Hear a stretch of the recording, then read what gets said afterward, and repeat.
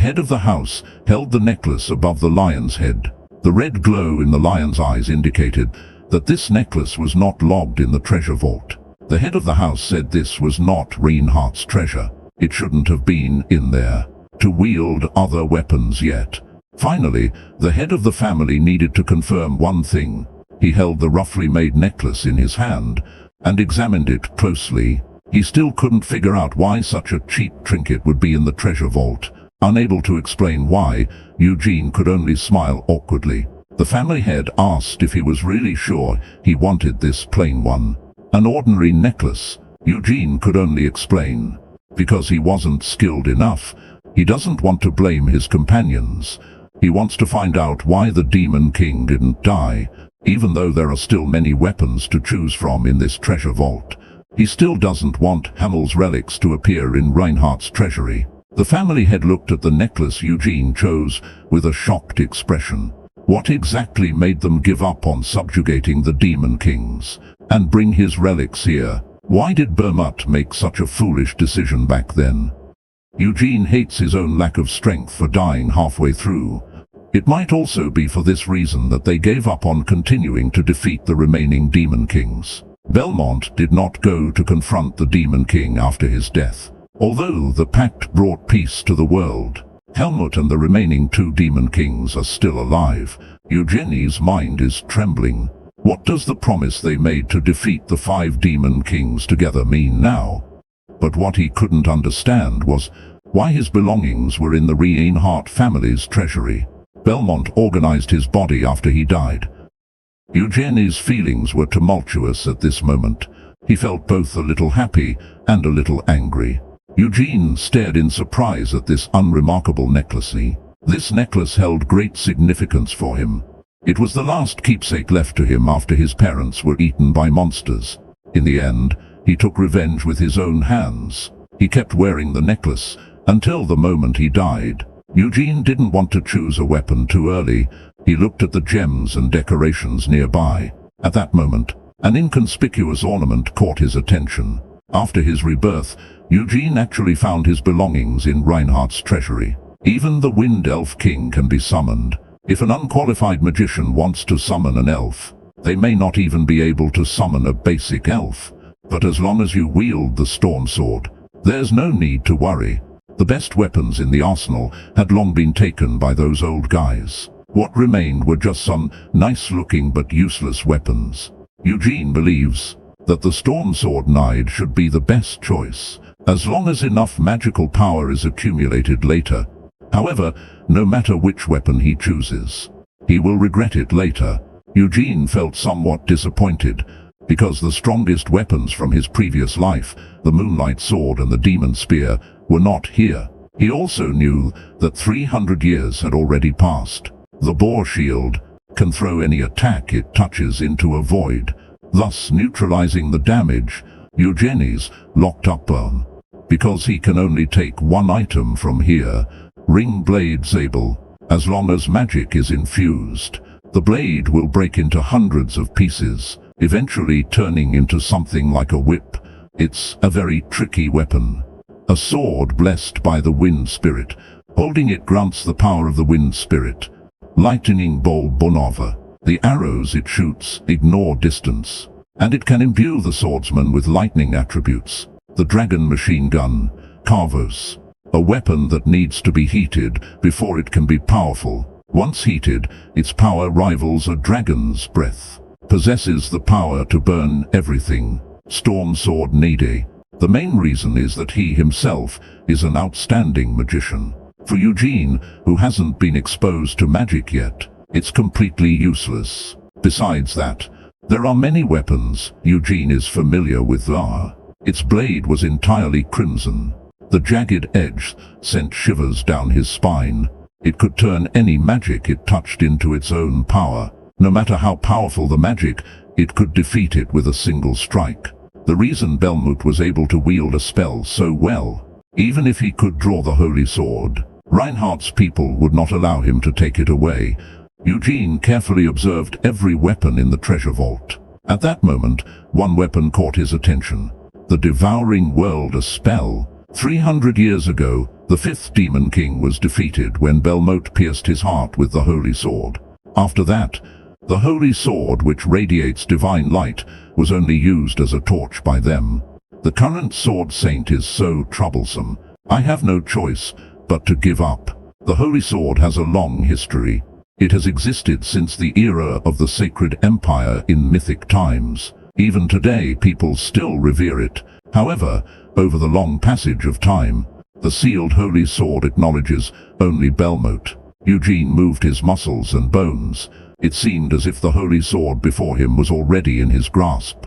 The young man confidently gripped the Holy Sword, but even with all his might, the sword embedded in the ground didn't budge an inch. But once he entered, a sunny smile appeared on his face. He looked at the Holy Sword planted in the ground. After 300 years of baptism, the Holy Sword still radiated a terrifying joy.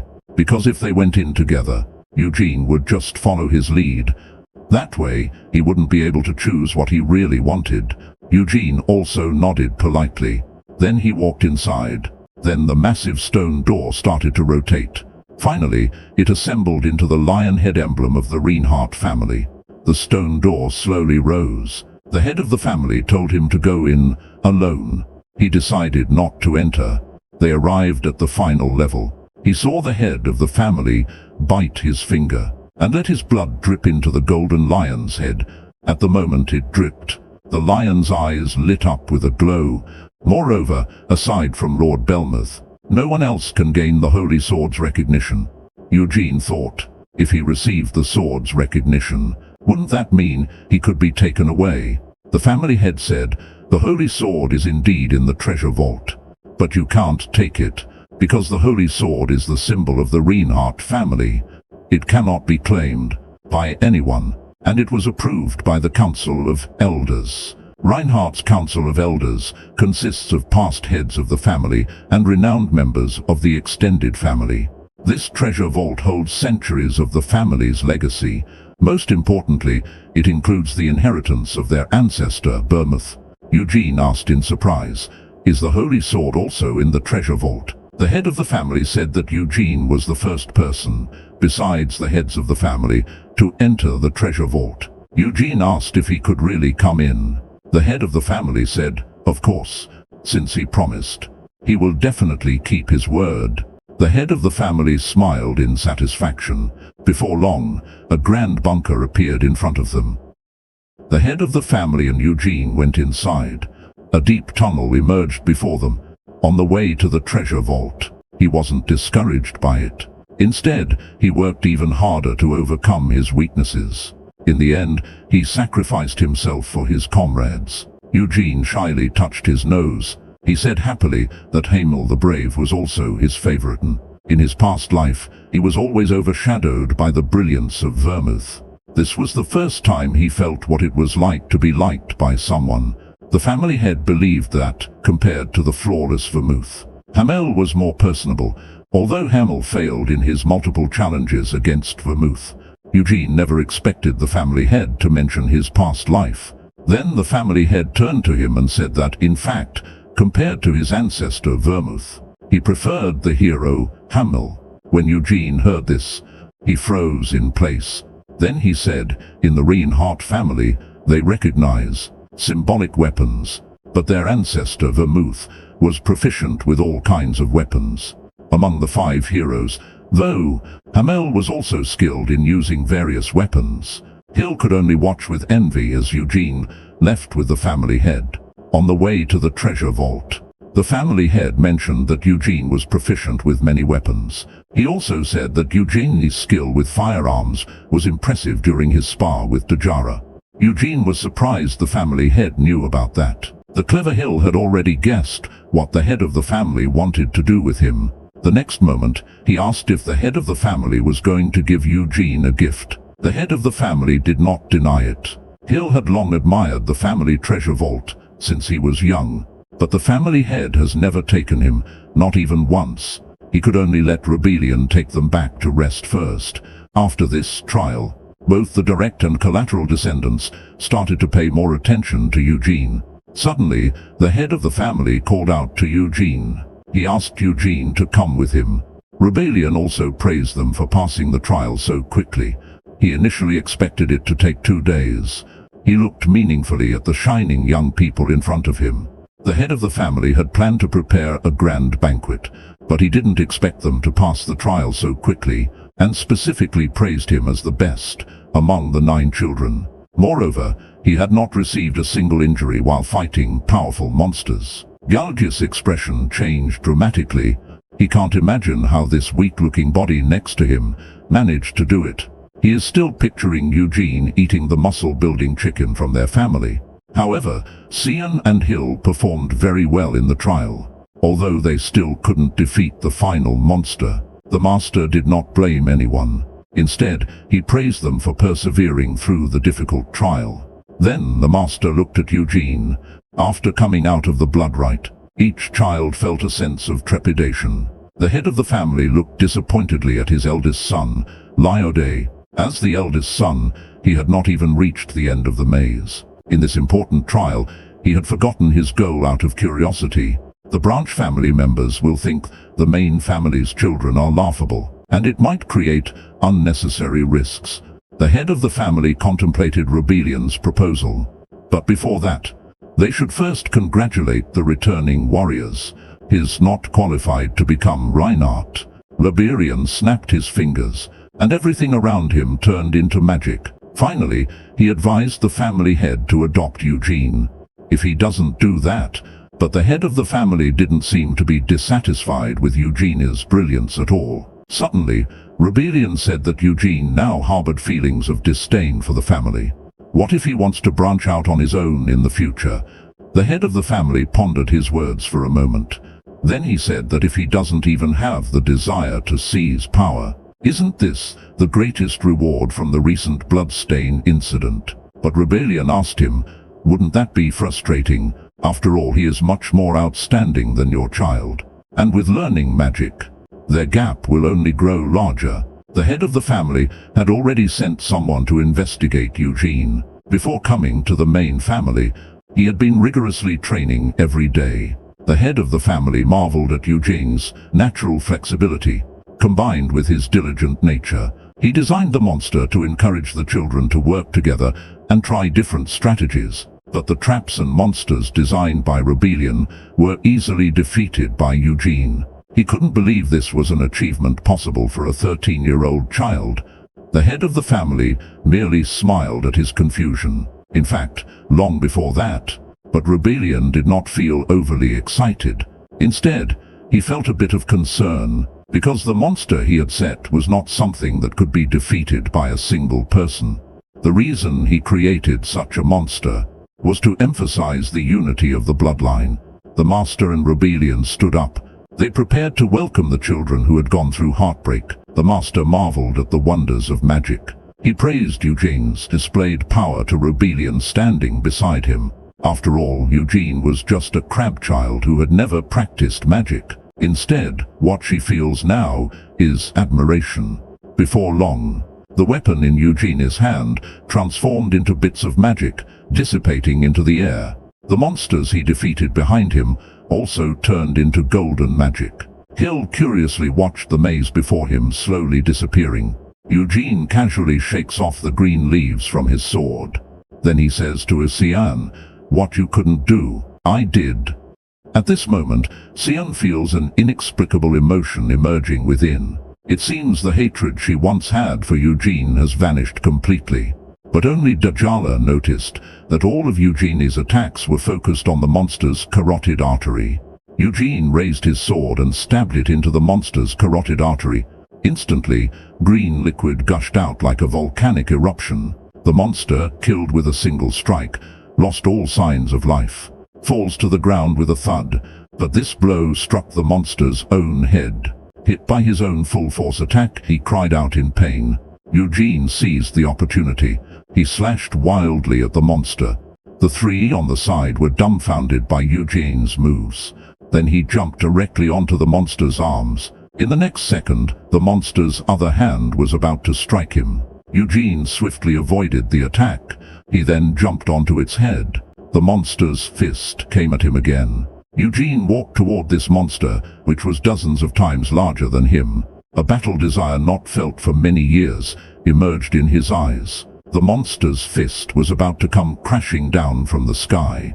Eugene had long seen through his moves. He dodged the attack in advance, slowly approaching the monster. At that moment, Hill asked if he could win. However, Eugene only replied. He wasn't confident, but what he said was confidence in losing. Zion's eyes revealed an expression full of unwillingness. Next, it was time for Syl. However, he had to forfeit because he couldn't use magic. Eugene thought he seemed to be much smarter than his brother. Then Eugene equipped his weapon. Then the monster's giant hand grabbed him. After that, he was thrown away, although he was not harmed. In that moment of being captured, he had already lost. He must attack its legs.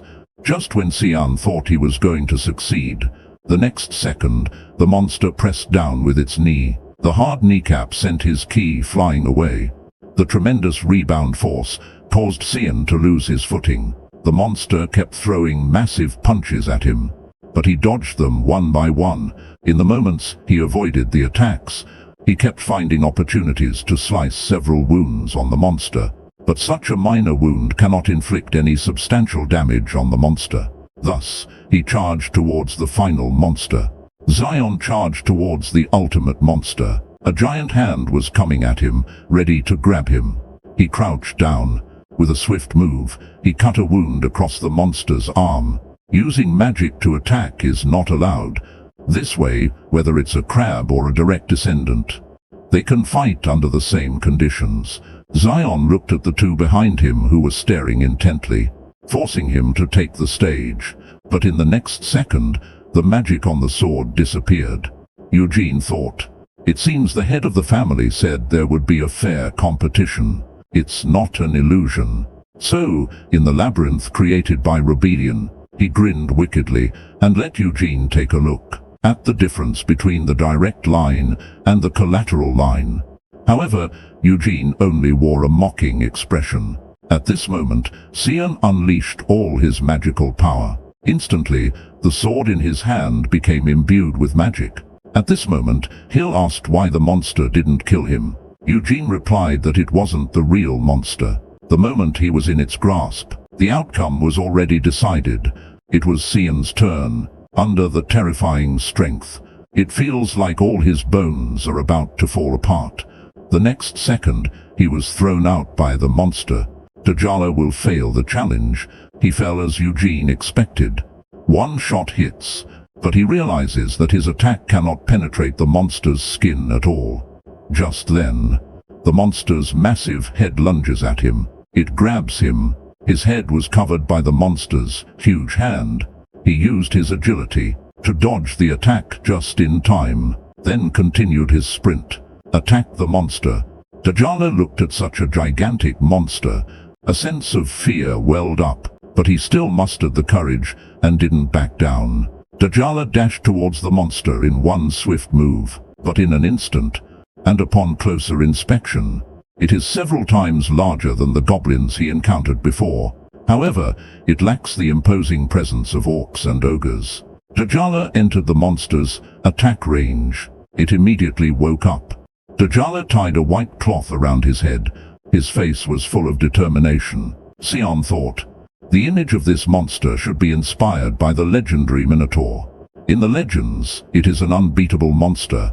That is, it is in standby mode. Next, Eugene had them challenge the monster one by one in order. T'Challa looked frustrated on the side. At this moment, Eugene said that if he felt he couldn't win, he should give up. Eugene's provocation had an effect. Eugene originally planned to kill the monster alone, but he thought that would be too boring. At that moment he came up with an idea, because as long as the monster stayed within a certain range, it wouldn't attack them. After Eugene dealt with the giant goblin, he was already waiting for the others at the monster captain's position. The three of them stared at Eugene in shock, curious as to why he didn't challenge the monster, but instead waited for them here. He wanted to act cool by helping Syl across, but Syl also used magic to jump to the other side herself. After that, they continued chasing Dajara. When they caught up to him, a giant monster, dozens of times taller than them, appeared. The floor in front of the sea and ship behind him broke. He had no choice but to use magic. He was enveloped in magic. Empowered by magic, he sprinted forward and leaped up, successfully reached the other side. Dajara thought to himself that he couldn't win a 2-on-1 fight. We need to escape quickly. Suddenly, the floor beneath Dajara's feet shattered. He used his agile body to quickly step on the falling stones. He successfully reached the other side. It was because he fell into a trap that he was sneaking around. Zion even questioned him if he was trying to ambush him. Dajara regretted not thinking of it himself. Sensing the danger, he tried to flee. Zion and Hill chased after him. Zion's expression gradually became fearful, but he forced himself to act calm, claiming he wasn't afraid of ghosts. Just then, a person with a face full of blood appeared before him. Zion screamed in fright. He didn't expect that the person was Dajara. Suddenly, at a corner, Zion and Sia ran into each other. Zion acted like an older brother, telling Sia to follow him closely. He wanted to use this chance to redeem himself after losing the duel with Eugene. At that moment, Sia asked if ghosts or other monsters might appear. Galgius also collapsed from exhaustion. On the other side, Zion encountered a similar giant goblin, but he attracted the goblin's attention with a stone. Taking the opportunity, he slipped away from the other side. As he ran, he marveled at his own cleverness. Galgius didn't give him a chance to catch his breath. He jumped directly onto the goblin's body. A sword pierced the goblin's vital point. With a cry of agony from the goblin, it was defeated. He was already completely exhausted. At that moment, Galgius gathered his last ounce of strength and charged at the goblin. He dodged the goblin's attack by sidestepping. Then, with one swift strike, he severed the goblin's left foot. With one foot gone, the goblin could only fall backward. Galgius held his great sword in front of him, blocking the goblin's punches. But the goblin's immense strength knocked him off balance, sending him flying backwards, although he barely managed to keep himself from falling. At that moment, hope seemed to light up in the eyes of the head of the family. Under Eugene's relentless assault, the massive goblin fell to the ground. This is the strength of Eugene Reinhardt. This man was being beaten by a huge goblin. Then, Eugene leapt into the air and continuously slashed at the goblin's massive body. Green blood splattered continuously from the goblin. The head of the family and Rebellion were astonished by Eugene's terrifying combat ability, and were momentarily speechless. Eugene was facing a goblin several times larger than him. The goblin saw Eugene raising his huge arm, and was about to swing down at him with all its strength.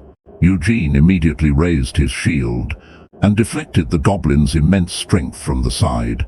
I didn't expect the head of the family has read this comic. He even said that his favorite warrior is neither Belmote nor Senior. Rebellion looked at the head of the family with curiosity. Just as the head of the family was about to name his favorite warrior, the image in front of him suddenly changed. But Leonid respected his ancestor, Bermut, and even more the wise Senior. And in Rebellion's adventure comics about the hero, he also favored Senior more, because whenever the group was in danger, Senior's magic always brought miraculous wonders. At that time, the head of the family tentatively wanted Rebellion to take Leode as his disciple. But Rebellion said he couldn't give a definite answer right now. Before he saw Leonid's potential, he wouldn't take him as his disciple. The head of the family also knew it wouldn't be easy to have the master of the magic tower take his son as a disciple. At that moment, Rebellion noticed that Leodo seemed very interested in magic. The head of the family said he has loved magic since he was young, but now he doesn't really want to learn it anymore. Rebellion looked puzzled, because he gave up on becoming the heir to the family for his mother. Instead, he appeared quite curious. He couldn't help but marvel at the wonders of magic. He then tussled with the goblin for a while. He successfully took it down. In the end, he gazed obsessively at the magic floating in the air. He knew how to avoid traps. Hill used his flexible body to dodge the goblin's attacks, He then gave the goblin a fatal blow. However, he found himself facing a dead end. Leodo did not fear the goblin when he encountered it. When he was young, he had seen many labyrinth designs. He then picked up a stone from the ground and threw it at the trap. The next second, countless arrows shot out from the walls, and thus he passed the first trial. Xian was extremely cautious. He chose not to linger in combat.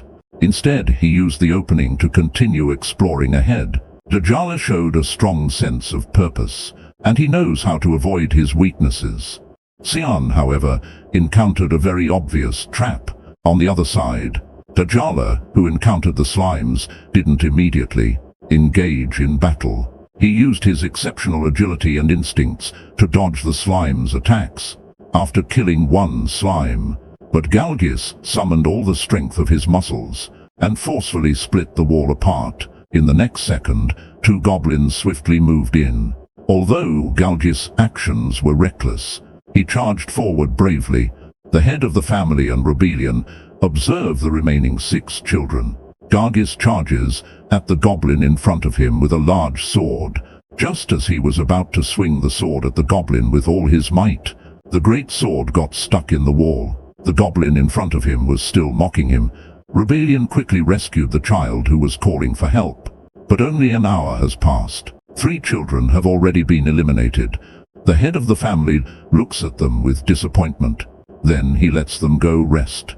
It was precisely because he had experience with mazes from his past life that he chose the combination of a short sword and a shield. Then he resolutely walked deeper into the maze. 1 hour after the ritual began, the untrained children are already shouting for help.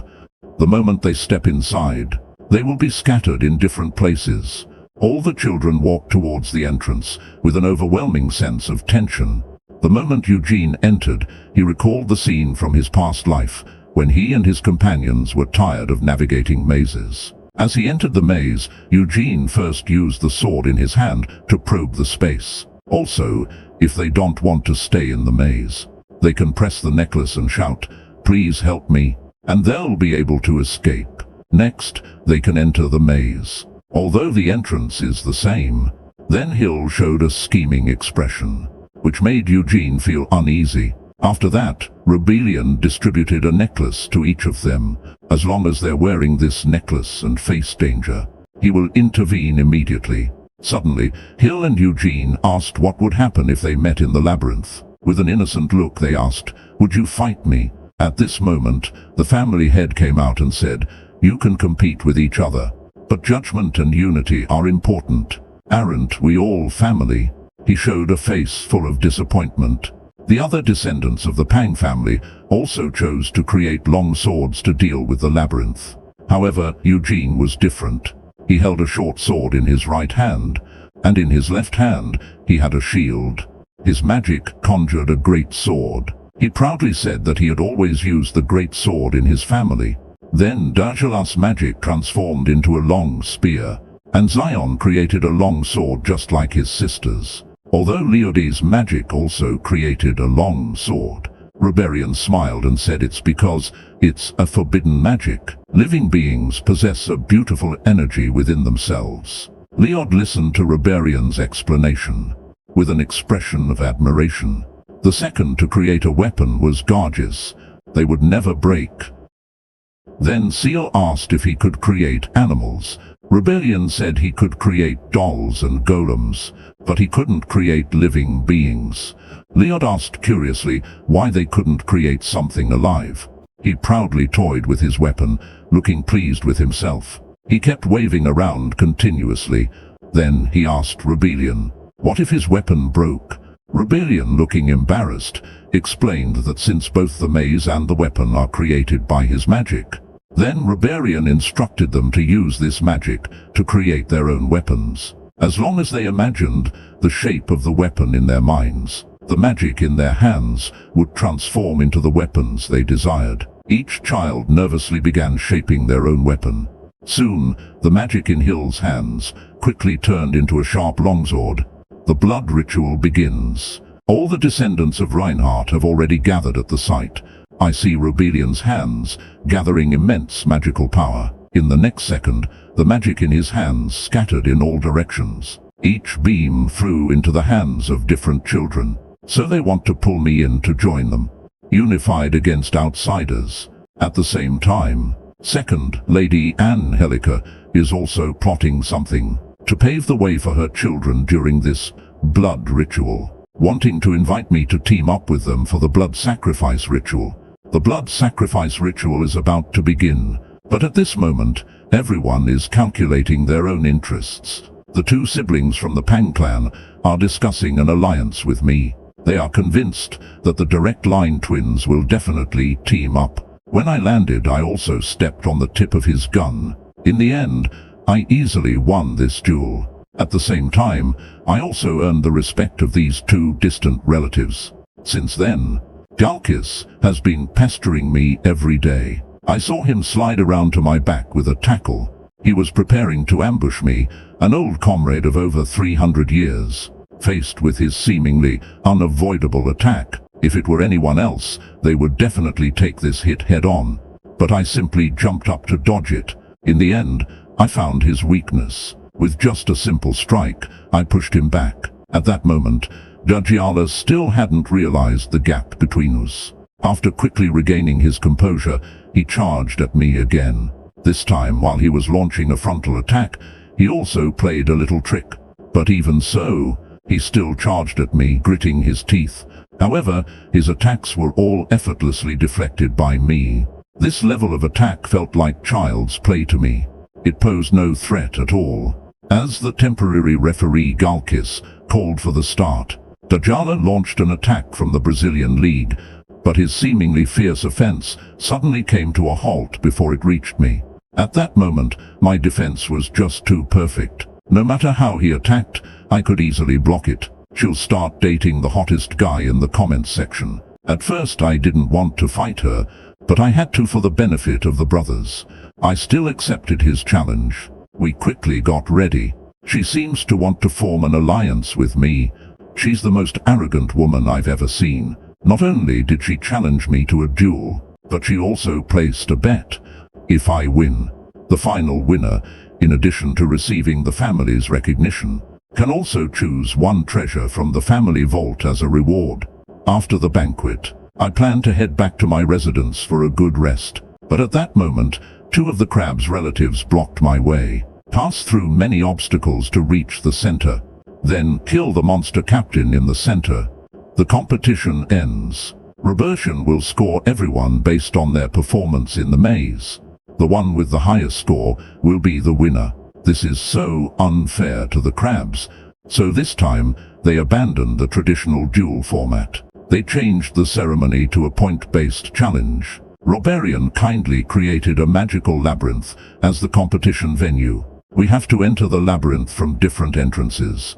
He is prepared to preside over the blood sacrifice ceremony. The family head believes that according to family rules, before the blood sacrifice ceremony, relatives of the crab cannot engage in cultivation, but direct relatives can train as usual. This man's name is Roberian. He is a disciple of Sania. He is also the master of the Red Tower and the Green Tower. He is considered a legendary figure on the continent. Today, the family head specifically invited him here. Besides that, there's another person whose appearance really surprised me. This person isn't a participant in Bloodstains for life, but he has a deep connection with my previous life. I, along with the other participants, attended the dinner as planned. At the start of the banquet, I noticed two peculiar crab relatives. These two people came back in the carriage with the family head. They must be quite influential among the crabs.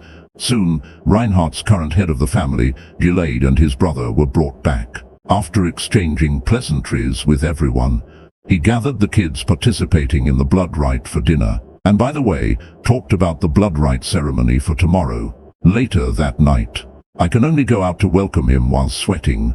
At this moment, the entrance is bustling with people. The knights are lined up to greet him. This grand scene is like day and night compared to when I first arrived. Here, I also see the matriarch and the family's sole heir, Lyode. To learn more about me, The next day, Nina stopped me during training. Notify the master of the house that he has returned. Everyone should go to the entrance to welcome him.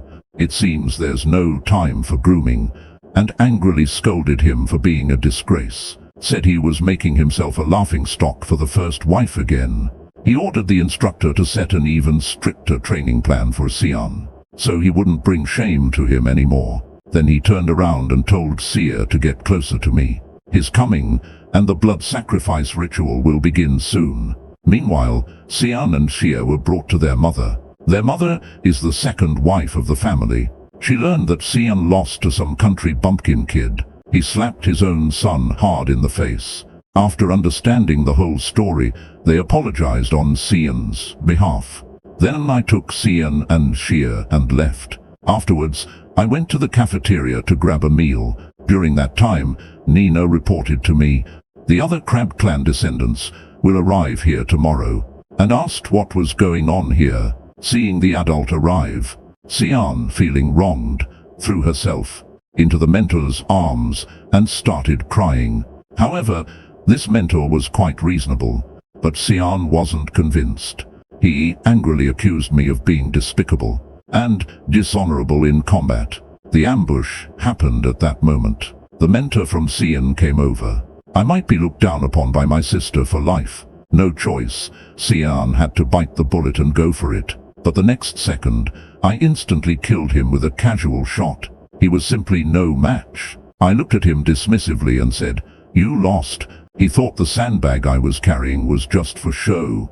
But with something this heavy, I can still train without being affected at all. To be honest, he was a bit scared. But if he backed down now, let's teach these arrogant heirs a lesson. When I take off the weighted sandbags tied to my hands and throw them away, it smashed a pit into the ground. This thing must weigh at least several hundred pounds. Xian was completely stunned. A man and a woman are conspiring. They have a lion emblem engraved on their left chests. This is a privilege exclusive to direct descendants. It seems that the legitimate heirs of Belmote want to show me who's boss. In that case, Nina took care of me. Then I asked her to take me to the dance practice areas.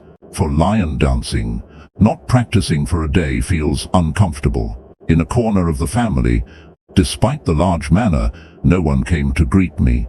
The collateral relatives are not deserving of a welcome ceremony. After arriving at the room, the maid, Nina, welcomed me. During my time at the family home, he made a pact with the Demon King. He ended the war. The world returned to peace, and peace has been maintained to this day. I soon arrived at Reinhardt's estate. I feel nothing but anger. Why is the Demon King still alive? Weren't we supposed to defeat all the Demon Kings? That guy Belmont deceived me. After I died, after he went back and sold the castle, he actually established a kingdom. They were all my former companions, the most brilliant humans in the world. But when I think of them, after that battle, he became the youngest mage tower master of the demon capital kingdom. And the honest Anis was also honored as a saintess by the Holy Empire. Everything he said was recorded as scripture. As for the simple-minded and physically strong Moen, only then did I realize what a real genius was. He was skilled in both magic and swordsmanship. He is revered by the world as the god of war. He is the great Belnti and the wise senior. Back when I was still Hamil, I thought I was a genius. I learned things quickly from a young age, and I was stronger than others. Until I met that man. Now let's see how many moves the great descendants of Belmty can last against me. The next day, I took the carriage to the family home. I am starting the path of the ceremony. Looking out at the scenery through the carriage window, I fell into my memories. To compete for the strongest to represent the Reinhardt surname, the strongest individuals from previous generations were all from the direct lineage. The Pang family can't compete for the strongest due to their restrictions. But I am the strongest warrior, reborn with my memories. These kids in their teens are not even worthy to carry my shoes. Wooden things just don't stand up to training. But soon I'll be able to train with a real sword, because the blood rite ceremony is tomorrow. This ceremony is held every 10 years, bringing together children aged 10 to 15 from the family. Is this the body of a 13-year-old? Without weapons, I doubt I could even defeat my own son. I kicked the wooden post and cursed. This quality is too poor. A warrior ranked second 300 years ago. A peerless genius with the memories of previous life training and Belmod's powerful talents. Direct descendants to me are no different from these targets. This scene made the father nearby tremble in fear, until they have experienced bloodshed in their lifetime. This also means their starting point is lower than that of the direct descendants. To defeat the direct descendants is undoubtedly a fool's dream. But who am I? Only the descendants of the legitimate wife are considered the direct line, even though I'm also a descendant of Belmont, but it's just a crab. There is a strange tradition in the family. The descendants of crabs cannot practice with a real sword. Usually, you look like a cool, abstinent god. But now, you're so interested in women. Well, you're still a man, after all. I get it. In the family, I silently accepted this reality. When Belmoth was alive, besides his wife, he also had many concubines. I didn't expect you to be a quiet flirt, but only I am called foolish. Is there such a grudge against me? Could it be from that guy I beat up 300 years ago? Maybe he didn't expect me to be reborn. Looking at the familiar large portrait on the wall, then with a smile, I closed my eyes. After that I was reincarnated with memories of my past life as Eugene, a descendant of Bermont. Can you imagine how it feels to have your best friend become your ancestor? Moreover, the experiences of the 5 heroes were compiled into books and passed down. In the books, everyone else is described as great, wise, honest and brave. They rushed towards me. I knew I was destined to die. Though I felt a bit regretful for sticking my neck out. But at least I died with honor. I reached out and urged Bermont to defeat the Demon Lord. I rushed in to block the fatal blow. The enormous spike pierced through my entire body. Calm and furious, Belmoth charged forward with his sword. With one strike, he split the Demon King in half. The other 3 companions shouted Hamel, Belmok. They defeated 3 Demon Kings. But during the final battle with the last Demon King, an accident occurred. One Demon King seized the opportunity to ambush Belmok. In a moment of crisis, 300 years ago, this continent was overrun by demons. It was ruled by 5 great demon lords. The 5 strongest warriors of the human race formed a team to attack the Demon King in Demon Castle, under the leadership of the first warrior. But I was unexpectedly reborn. I became a descendant of my good brother. And this good brother just so happens to be the #1 warrior. I've spent my whole life wanting to surpass him. But now, he's actually become my ancestor. Jin Tiangxiang suddenly figured it out. Could it be that the young master fell into the pool? Sure enough, He Huing was performing a free fall in the water. I used to be the second-ranked top warrior on the continent. The others were astonished but dared not comment. If it's true, what should we do? But in the next moment, the 2 of them realized He Huing was missing. But I also have my doubts. After the young master fainted a month ago, he woke up as if he were a different person. The guard beside him joked. Could it be that he was possessed? Is this how you act as a father? And just like that, time moved into the next month. He Huing's health was improving more and more. I can now run and exercise vigorously. Today, I can't help but marvel. Is he really my biological father? The next moment, the head of the Nonggong family ran back again. He peeked in to watch, still cheerfully cheering him on. He Huing felt even more helpless. Why don't you just reconnect my arm? There was an important elder meeting, so he hurriedly slipped away. He Haosan was furious upon seeing this. That good-for-nothing old man caused trouble and then ran off. He dislocated He Huing's arm while hugging him. He immediately shifted the blame to the doctor nearby. Didn't you say his body had become stronger? The doctor felt helpless upon hearing this. Brother, do you think this illness can just be resolved with words? Then the head of the Nangong family casually found an excuse, unable to hide his joy. After all, as a father, nothing is more important than his child's health.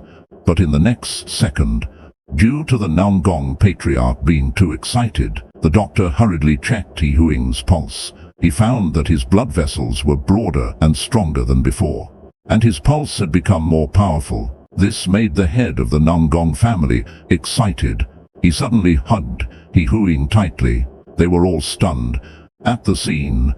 The next second, He Huing's slightly improved condition took a turn for the worse. But for them, the fact that his arm wasn't dislocated was already a miracle. Now, one of the 9 blocked meridians has been cleared, and his condition has improved. But it's still far from enough. At this moment, the Nangong family members arrived, seeing He Huing practicing the crouching tiger technique. The 2 others, hearing this, didn't dare to speak up and comfort him. No words were more important now than the second young master's safety. It was noon, with the scorching sun overhead. He Huing not only woke up, but is also exercising. Upon hearing this, the head of the Nangong family sat back down helplessly. He felt deeply guilty. If only he had stopped him from entering the emperor's pavilion back then, perhaps this wouldn't have happened. In the end, she fainted from exhaustion. Meanwhile, the head of the Nangong family heard that his son had fainted. He was anxious to go see him, but the eldest son stopped him, saying that he needed to pay his respects first. Shocked by the overwhelming scene, he saw his young master covered in sweat. He hurried to check if he was injured. He Huing went through a lot of trouble, and finally managed to break through one of the 9 yin death meridians. Fortunately, it succeeded. Just then, the shocking scene arrived to deliver supper to He Huing, seeing a wave of heat sweeping into the house. In the next moment, with a bang, a huge explosion occurred. He has created a new technique called the Azure Sky Pluto technique, expelling the turbid chi, injecting pure chi, gathering all his strength to a single point. All that's left is to give it everything we've got. Truly sharp-tongued but soft-hearted, He Huting inside the room is unaware of everything happening outside. He is concentrating on breaking through the blocked meridians. He is using the Pluto chaotic chi as a foundation, while integrating the mental methods from the Imperial Pavilion was as unbelievable as seeing a ghost. Today, after cleaning up the leftover scraps from the meal, they were getting ready to leave, when they noticed the eldest son standing in front of the back room for a long time, not daring to step inside. He simply placed down the poison as usual and left. He picked his teeth and drove Jin Tiangxiang away. Then, he took a pill and began to focus his energy. But at this moment, someone outside was watching everything. The Nangong family, where martial prowess is esteemed, seeing their young master do a few push-ups, finally pried it open. The main character finally makes an appearance. Then, under Jin Tiangxiang's incredulous gaze, Hu Yin started devouring the food. After eating and drinking his fill, but he unexpectedly discovered a hidden mechanism. However, even with all his strength, he couldn't pry it open. He almost dislocated his arm in the process. Then, he found a stick. He used some secret martial arts manuals as leverage. He was also surprised that someone who found walking difficult would still get hungry. He then prepared to have a meal while thinking of a solution, but with one careless step, he slipped. He plunged headfirst into the sea of books. Lying on the ground, He Huing was still complaining about his body. Although he found 5 volumes of divine skills, it is still not enough relying solely on these.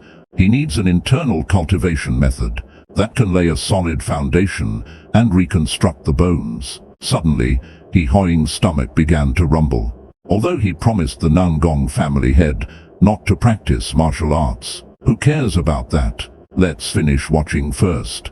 In the blink of an eye, it was already midnight. He Huing has also finished reading all the secret manuals here. I'm just curious, that's all. After hearing what his son said, The head of the Nangong family was also moved to tears and agreed. In the afternoon, He Huing, who had been successfully coaxed, came to the emperor's pavilion. This is a place only the family head and those with the serum can enter. Afterwards, with a strange voice, he spoke. Father, my body could die at any moment.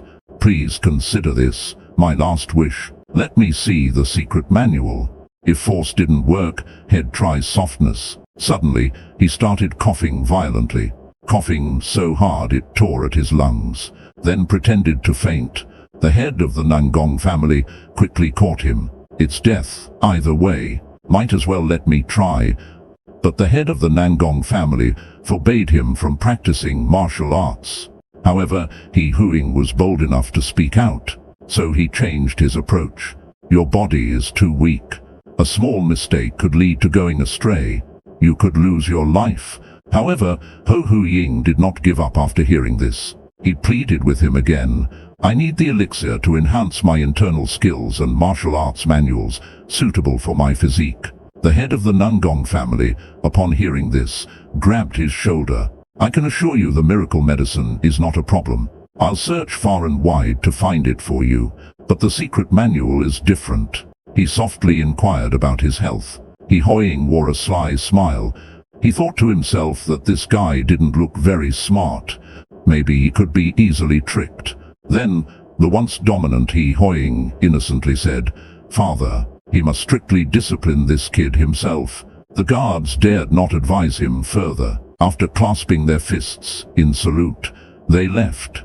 In the blink of an eye, the head of the Nangong family approached He Huing with an expression of barely contained anger, but the next second, he suddenly hugged him tightly. He Huing listened to the tone. He guessed that the visitor was indeed the head of the Nangong family, that is, the father of this kid. Then he angrily reprimanded his subordinates. He ordered them to step back. Trembling, he asked, Who are you? To his surprise, the person shouted angrily, You brat! I'm doing this for your own good. That's why I forbade you from entering the armory. And now you dare sneak in. The nearby guards, seeing this, kept trying to calm things down. After a short rest, He Huing limped out of the weapon room. Suddenly, a loud shout. Frightened, he fell to the ground with a thud. The next moment, a strong figure appeared in front of He Huing. He was gasping for breath, and then collapsed beside the bookshelf. If he doesn't figure out how to open up his meridians soon, forget about seeking revenge on those immortals.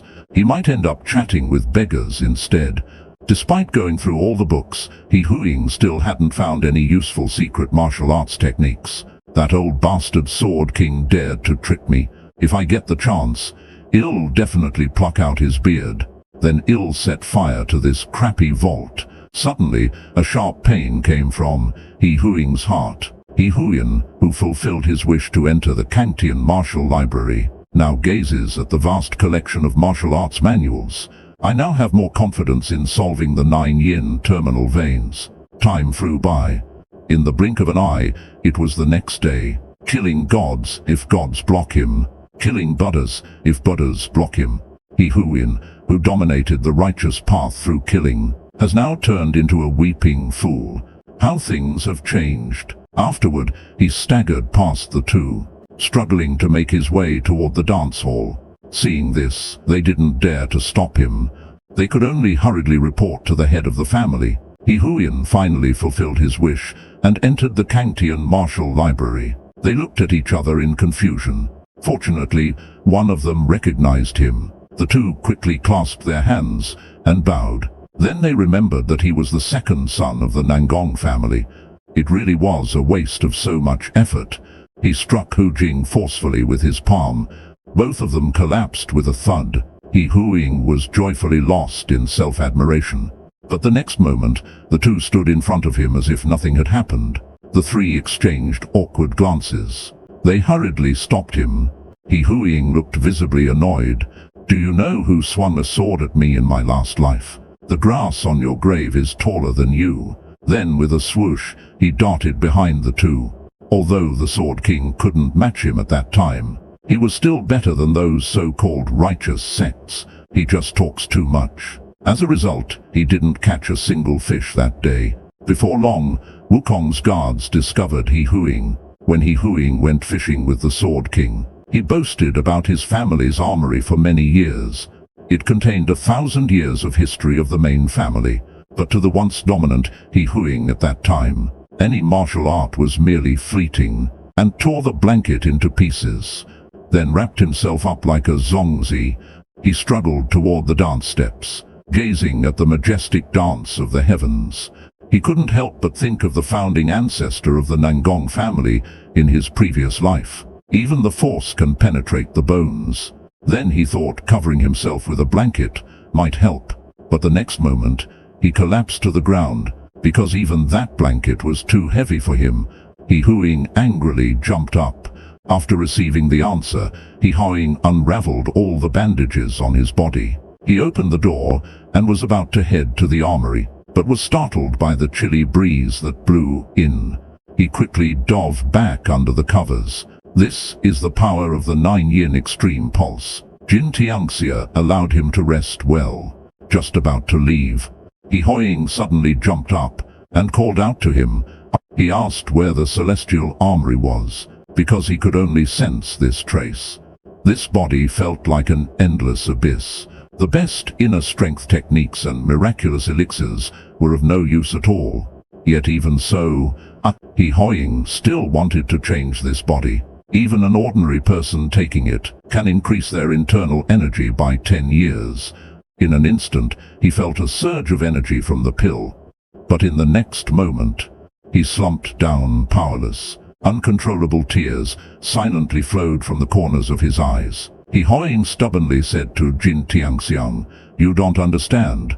At this moment, what flowed was the blood of a man filled with frustration and grievance. Suddenly, Jin Tianxiang stuffed a pill into his mouth.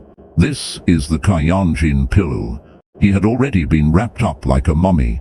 He couldn't believe this was his own body. Just a slight use of his skills almost sent him to meet the King of Hell. As he spoke, suddenly, He Huing's whole body erupted with blood. He seemed to be so scared that he staggered back repeatedly, looking at the young man covered in blood.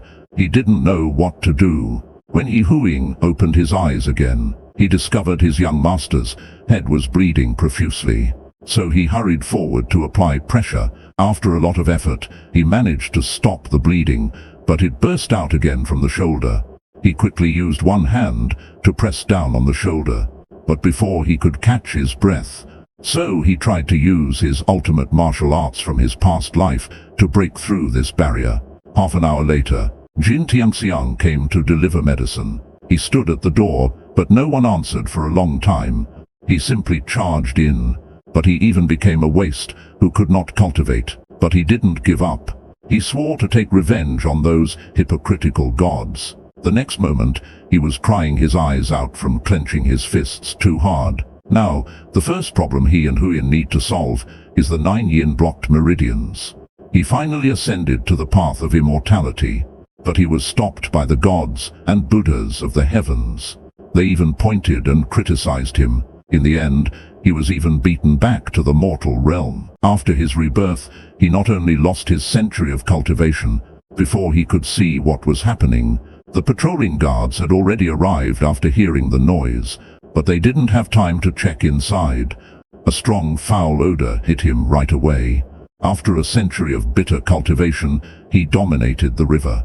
Unbeknownst to him, his clinic had already been robbed. When he wanted to check if the precious elixirs were safely stored, just as he was about to reach for the door, bang! An explosion blew him backward. He felt quite pleased inside, because the family recognized He Huing's potential. They had the chief steward find some orange-grade elixirs for him. The doctor also hoped to realize his dream of rising to fame by curing the second young master's illness. Just as he laughed skyward, thinking his future was bright. Although they weren't divine pills, like the Grand Huan pill or the Taikang pill, since the quality wasn't up to par, we rely on quantity. Then, He Huing swallowed all the elixirs in one go. At this moment, the doctor from the clinic was humming a tune on his way to the pharmacy. They rummaged through boxes and shelves looking for elixirs. At this moment, he could not stop the closure of his meridians, with only his self-created heavenly spirit king's palace. The only way was to stave off hunger with a large amount of elixirs. After searching for a while, Hu Ying found a box of fairly good quality pills. Then a patrolling guard saw a shadow looking around. On closer inspection, it was the second young master. Amid Hu Ying's furious roar, the guard told him the location of the medicine hall. So, he and Hu Ying went to the medicine hall. As the large bowl in Hu Ying's hands fell to the ground with a crash, a piercing pain surged through. Hu Ying could feel a long closed meridian in his body starting to seal again. He hurriedly left the room, trying to find a remedy to stop the meridian from sealing. He just wanted to keep his cheap old man's position as head of the family, so he could have enough spiritual medicine to eat. But suddenly, he found his hands turning bruised, as if they were frostbitten. The next moment, Jin Tiangxiang paid the price for his loose tongue. So, no ask, no die. Then, under the gnashed teeth of Hu Yin, he was sent off. Jin Tiangxiang stormed out. In fact, defeating the sword tiger wasn't what Hu Yin wanted. But today it seems like it's asking for trouble. Could it be that the eldest son is wearing a human skin mask? Just tell me the truth. I won't tell anyone. As expected, if you don't ask for trouble, you won't get into trouble. After he burps loudly, Jintian asks with a puzzled face, "Did you use some kind of forbidden drug? Otherwise, how could a useless young master defeat the sword tiger?" Hu Ying grits his teeth at being belittled like this. Then he raises a large bowl of fine wine and drinks it all down. "But now, to have my son become like this. One day, I will settle both new grievances and old grudges together." On the other side, Hu Ying, who has achieved a great victory, is now getting drunk in his room. He pours several bottles of good wine all together. Then, with a resentful expression like a little wife today, he drinks it all in one gulp. Is Nangong Zheng. After the doctor left, seeing Hu's father looking at his son lying on the bed, unconscious, he had already made up his mind. It's one thing to have the position of family head taken away in my youth. One can only say that it's a miracle he is still alive. He has 14 fractures all over his body, and over 30 bone cracks. He will need at least 2 months of rest before he can get out of bed. And the pig's head wrapped like a mummy before us. They must have put in several times the effort of an ordinary person. The housekeeper was also surprised by Hu Ying's schemes and martial arts talent. Hearing the housekeeper praise his second son so highly, Nangong's head of the family blushed. As for Jianhu, Nangong's Sheng. But now the best thing is, the family will fully cooperate with the treatment, and Hu Ying's Jumai Wenyan, the head of the Nangong family, breathed a sigh of relief, because he knew that for someone's martial arts to improve so rapidly in such a short time. But he remained composed. As for the Nangong family head, he too showed no change in expression at this moment. But in fact, his heart was already filled with joy. He could barely hold back his laughter. He will become a genius of the world. Who would have thought that the once disgraced Nangong family's useless son would one day be hailed as a genius? The head of the Nangong family and the chief steward also discussed how he defeated the sword tiger. The chief steward was quite astonished. The sun was setting. The twilight deepened. At that moment, the guards were all discussing the second young master's battle with the sword mother, though he was born with the 9 yin fatal veins. The legend says that as long as the fatal veins are overcome, he might have thought, "You call this minor injuries. He's just an ordinary doctor." His dream was nothing more than practicing medicine and saving lives. But when he was about to step into his barely 10 square meter clinic, a violent explosion shattered his dream to pieces. The saber-toothed tiger's father, with tearful eyes, looked at his son who was beaten to a pulp. His heart ached. Hu Ying remarked that injuries are common in martial arts practice. It's normal. A few days of rest will fix it. If Nangong Zheng had heard this, Nangong Zheng's father shouted to his assistant, "We give up." Only then was Nangong Zheng spared. Overwhelmed, he stumbled and fell to the ground. Then he fainted. But He Huiying completely ignored him. Instead it became even more intense with both hands.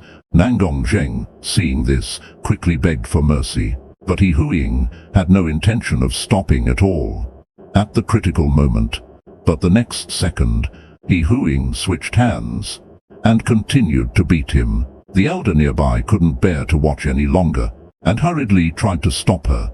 Nangong Su watched this scene, unable to bear to look directly. No one knew how much time had passed. He Huiying stopped only when her arm became too weak. The swollen-faced Nangong Zheng sighed in relief, thinking it was finally over.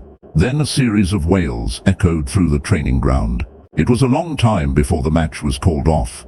Everyone looked on in disbelief at this scene. He Huiying held the hilt of the sword, madly urging Nangong Zheng like a devil. In the next moment, He Huiying directly threw the sword to the ground. He only held the scabbard. Nangong Zheng looked at you in confusion, wondering what you were doing with the scabbard. In the next moment, He Huiying raised the scabbard high. Only then did he understand why he was holding just the scabbard. There's no need to work so hard. Nangong Zheng was so scared that he kept waving his hands. The elder outside spoke up, wondering if it should be stopped. Could someone get hurt? Little did they know. How could I get hurt? Nangong Zhenglin, Huss. If I get hit, can't I avoid it? Then He Huiying remembered that she also had a sword with her. Since there's a tool now. But He Huiying forgot how fragile his own body was.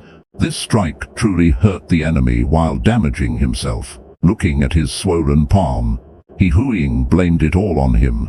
If you stay still and behave. What followed was a brutal beating, too horrible to watch.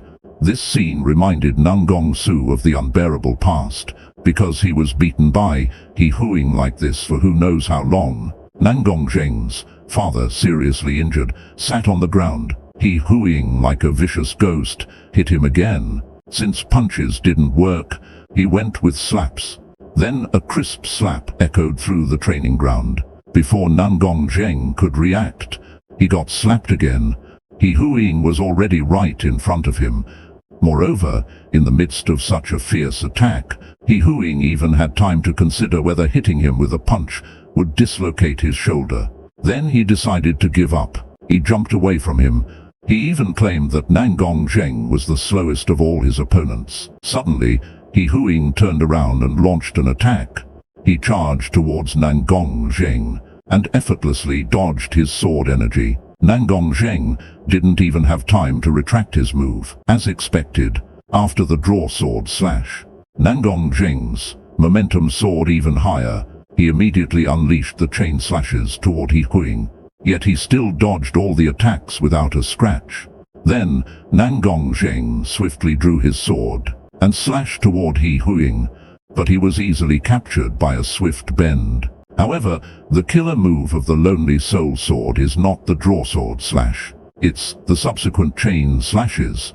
Hearing how much he was being belittled, Nangong Zheng felt furious inside. In an instant, he gathered all his strength. At that moment, his power was so immense that even the foundation of the training ground couldn't withstand it, beginning to crack.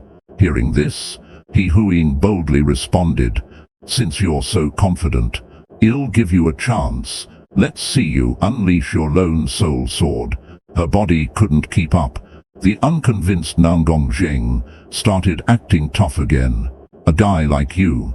If I draw my sword, I can finish you in one move." In an instant, the man was sent flying, under the incredulous gaze of the crowd. He Huiying once again defeated Jian Hunan. This made the head of the Nangong family extremely happy.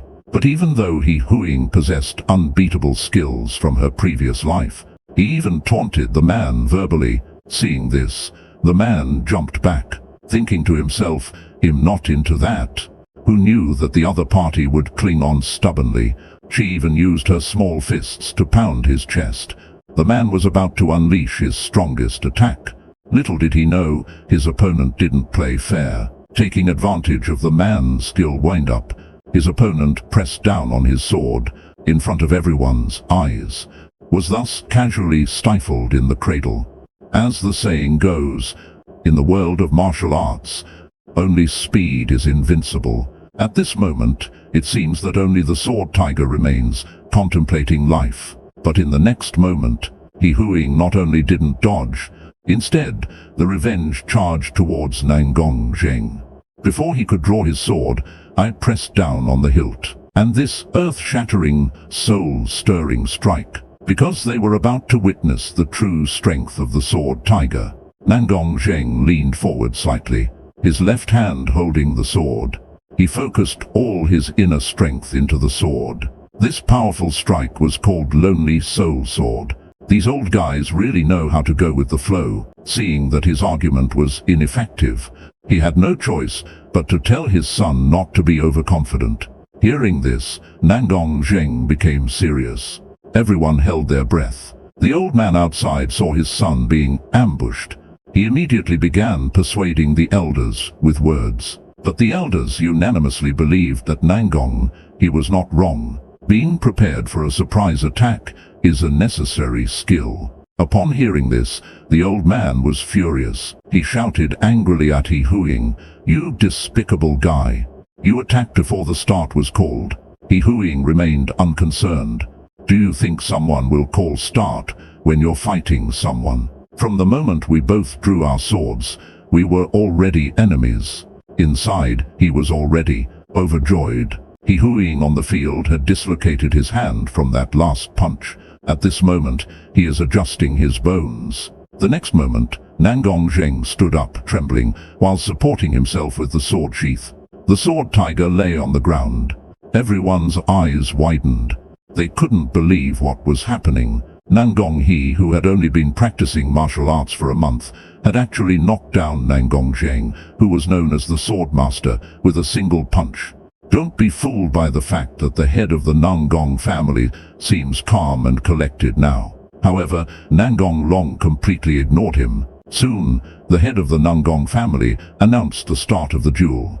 But before he finished speaking, an astonishing scene unfolded, leaving everyone dumbfounded.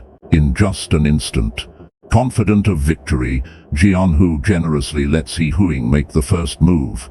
Faced with such a request, He Huing had no reason to refuse. But the opponent he truly wanted to compete with wasn't the saber-tooth in front of him. It was his elder brother, Nangong Long, but their goal is to severely injure Nangong. Now it's up to which side strikes faster. The next day quickly arrives. The training ground is bustling with people. Everyone has come to watch this seemingly predictable match. Meanwhile, the head of the Nangong family was discussing tomorrow's duel with the eldest. They decided if something unexpected happens, they will rush in to protect the second brother. His safety is the most important. The old man is also discussing with Jianhu. Today he looked like someone who would rather die than yield. Raise the elixir high. In case you get severely injured tomorrow, you can use these elixirs too. The two of them argued like this all night. Yeah, we may not lose, but we might die. He Huing was displeased. Since you look down on me so much, why don't you give me more elixirs to boost my strength? Isn't it a death wish? After eating and drinking his fill, He Huing, furious at his lack of confidence, angrily said, "It's not like him definitely going to lose. So unambitious today," he said with a mocking smile. Just then, He Huing's stomach let out an untimely growl. At dusk, Jin Tiangxiang stared blankly at He Huing, who was eating heartily. He asked him why he chose to duel with your body right now. However, to He Huing, this was the quickest way to resolve the issue. Upon hearing this, the head of the Nangong family said nothing more. But what about tomorrow's competition? As the head of the Nangong family was troubled by this, then he must pay the corresponding price, including the head of the family. After the meeting, the head of the Nangong family suddenly stopped on the road. He complained to the heavens about the unfairness he faced. Then he gave He Huing a good scolding. Before the final result could be announced, the old man had already impatiently made his decision. If Nangong Hesheng wins, then no one can interfere in the matters of the head. If he loses, the old man ignored it. He turned and used the excuse of fostering Nangong his heroism. to get the elders to agree to this duel. Amidst the elders' heated discussions, the head of the Nangong family was left with no choice. Knowing his second son's condition, the master of the Nangong family couldn't sit still. Chu Yun wanted to stop this farce, but the old man had finally seized this opportunity. How could he let go, facing the plea of the Nangong family head? Just not long ago, the old man heard that He Hoying was going to spar with his son, and couldn't stop laughing. Unlike the flustered master of the Nangong family, He Hoying appeared extremely relaxed, but what He Hoying said next was even more unbelievable. The person he wanted to compete against was actually the old man's son, that is, Nangong, known as the Sword Tiger, the strongest killing move from the sword manner. He Hoying showed no signs of fear. The old man couldn't believe his ears. He was still trying to figure out how to set a trap, yet He Hoying just walked right into it. The old man suppressed his inner laughter. He asked whom he wanted to compete with, that using these elixirs on him would definitely be worth it. The old man, hearing him speak so boastfully, continued with his sarcastic remarks, but He Hoying straightforwardly expressed his thoughts. Want to look down on him? Then the old man, citing family reasons, wanted to stop the elixir attacks on him. I thought this reason would make him compromise. But who knew who he would flatly refuse, because he would prove. He asked if his 9 yin terminal veins had healed. He Hoying, looking innocent, showed him his muscles. He said he'd be even better with more pesticides. Several elders began sweating profusely. Could this body still practice martial arts?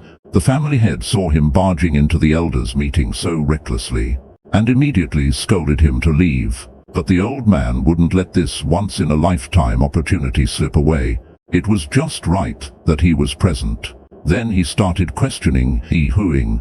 Suddenly, the door to the meeting room was kicked open. A few people looked in the direction of the sound. It turned out to be He Hoying arriving. They wanted to ask him why he arrived so late. It was because he got lost in Chinling. He absolutely can't even drink alcohol. Seeing that all the elders were intimidated, the old man continued to pressure the head of the family. The family head, hearing this, had no way to refute it. After all, it was true. Besides that, he was recently out partying, and returned home hungover. The elders were shocked upon hearing this. His body, let alone practicing martial arts. After all, the master's contributions over the years are evident to all. But the old man shouted even louder that he had evidence. It is well known that Nangong, he possesses the 9 yin meridians. However, he has been practicing martial arts recently. Suddenly, the old man slammed the table and stood up. He believed that the head of the Nangong family was merely trying to evade responsibility. He suspected that over the past 20 years, the head of the family has been deceiving everyone. The elders refuted him with words. How can I protect more than 2,000 people of the Nangong family? A few didn't expect him to be so decisive. Everyone was shocked to hear this. The head of the Nangong family continued to plead. After I step down from my position as the head of the family, I hope everyone can allow me to continue treating the second son, advising that if you don't give up on Nangong, you might not be able to keep your position as head of the family. Upon hearing this, the head of the Nangong family didn't elaborate further. If I must step down, so be it. If I can't even protect my own child, the assets are in deficit. The head of the family is also helpless. It's all to treat the second child. The eldest elder, Nangong Weijin, also understands the difficulties of the head of the family. But he still spoke up. He Hoying stood there in a daze. Then Bob turned and rushed towards the conference room. You can lose anything, but you can't run out of elixirs. Meanwhile, the head of the family is being impeached by the elders, and the family head has fallen so low, all for the sake of curing your illness.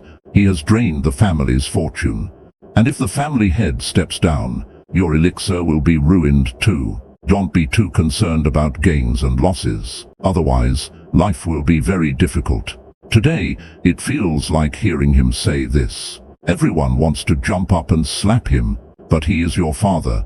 But now something more important than the elixir has happened. The head of the family may be impeached and stepped down. He Huiying, however, had a nonchalant expression. He waved his hand and said that in life, one inevitably experiences ups and downs. After complaining, He Huiying returned to her place. Jin Tiangxiang hurried over. He Huiying was worried about not being able to find her. Upon meeting, she asked Jin Tiangxiang for the elixir, and she wanted it in double portions. It would immediately show weakness. Moreover, she was training all day against trees that couldn't dodge. Completely useless. To practice martial arts, one must hover on the edge of life and death. Only through blood and flesh splattering can one grow. He who was practicing swordsmanship as usual, though much stronger than before, it was still far from enough. Suddenly, overexerting her strength, she spat out blood. Inwardly she resented her body, knowing that if she pushed too hard, he could become the new genius of the Nangong family. The young master of the Nangong family, labeled as worthless by the world, was about to challenge Nangong Zheng, known as the Sword Tiger. But why? This early morning, because the seeds that had been planted had already taken root. We can begin the harvest. The man in black was startled by this. He wondered if it was too soon, but the father of the Sword Tiger believed it was the perfect time. The summary was that, although they weren't that weak, they weren't worth observing either. Sword Tiger's father listened. He said this, which also made the man in black stop monitoring the aftermath. Inside, He Huiying had already noticed him. Those moves earlier were just a cover. He thought this person was sent by his cheap old man to protect him. However, the man in black came to Sword Tiger's father B. He reported everything he had just seen, dragging the sword back to the room to rest. At this moment, a man in black outside was watching everything. Looking at He Huiying's moves just now, he thought it was nothing special. Then he left. Afterward, he decided not to go to the back mountain tonight, and instead train in his own courtyard. Although he started off with great momentum, he quickly lost strength after just a couple of moves. He Huiying had no choice but to give up. Helpless, he had no choice but to keep training. At worst, he'd just take more elixirs later to recover. Although he learned about the Nangong family's difficulties from the bandit's mouth, he was unfortunate. Now the Nangong family can't even afford an elixir. He Huiying, who had been rigorously practicing his swordsmanship, finally couldn't take it anymore. He turned around and shouted toward the door, "Tiangxiang, where's my elixir? Hasn't it arrived yet?" But no matter how much Hui looked around, he couldn't find Tiangxiang. Then calmly replied, "Yes, I'm tired, but I can still manage."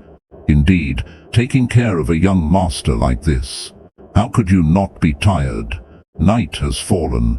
He got up and prepared to leave. Just as he was about to leave, his father suddenly called out to him and asked, "Aren't you tired?" Today, Xiang Wenyan paused. His father, however, sincerely begged him to give it a shot. Even saving just one would be worth a lot. After all, even though the Nangong family values martial prowess, without financial support it would be hard to keep going. Once Jin Tiangxiang understood his father's good intentions. He wants to use Jin Tiangxiang's pills to alleviate the financial pressure.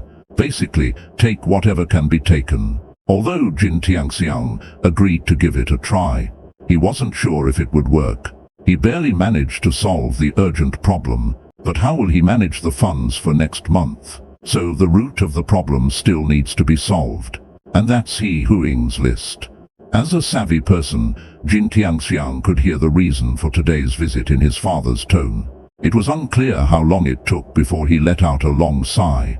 Then he began to talk with Jin Tiangxiang. From their conversation, it was learned that the reason the Grand Steward was so busy was that buying the list for He Huiying had cost the family too many assets.